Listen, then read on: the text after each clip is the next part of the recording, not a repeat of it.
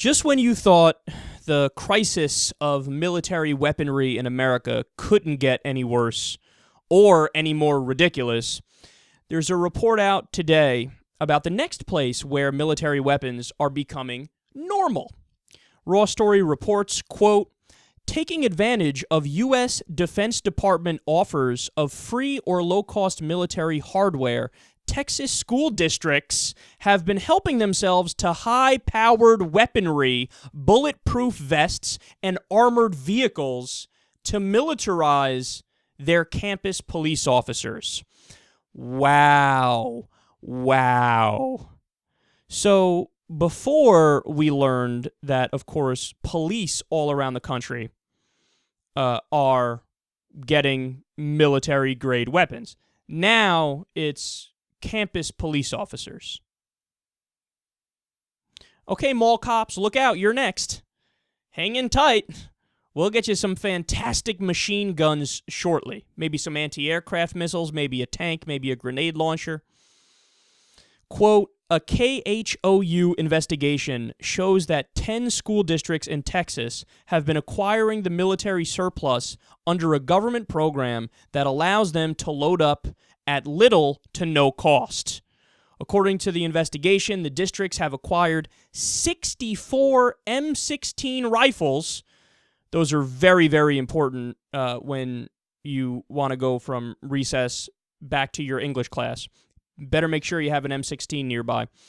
18 M14 rifles, 25 automatic pistols, extended magazines, and 4,500 rounds of ammunition. Additionally, the school stocked up on armored plating, tactical vests, as well as 15 surplus military vehicles. Wow, military vehicles. Now, what are the dumbest people in the country going to say? You know, well, man, been a lot of shootings in the schools, man. Sandy Hook gotta have weapons and stuff. They took our jobs. And why is that insanely stupid? Because if you're putting more weapons in the school, there's a higher likelihood those shootings will happen more often. It's not like we live in a movie where there's always a clear good guys and then a bad guy comes from outside and the good guys save the day. No, what happens if some of the people you're giving the M16s to are unstable themselves and then they use it against the kids? That never occurs to these fucking idiots. Never occurs to them.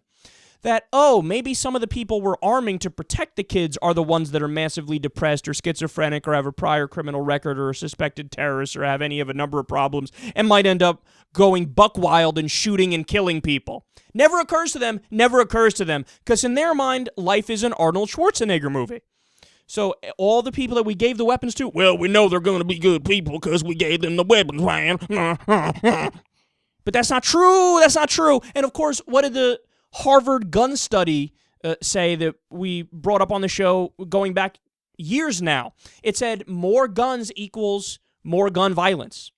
See, the conservative argument is more guns equals more peace, and their logic goes like this. They say there are more good people in the world than bad people, so the more people you arm, that means more good people have weapons than bad people, so the good people keep the bad people in check. That's a fascinating theory. It just turns out to be wrong in reality, because when you have more guns, you have more gun violence. Period.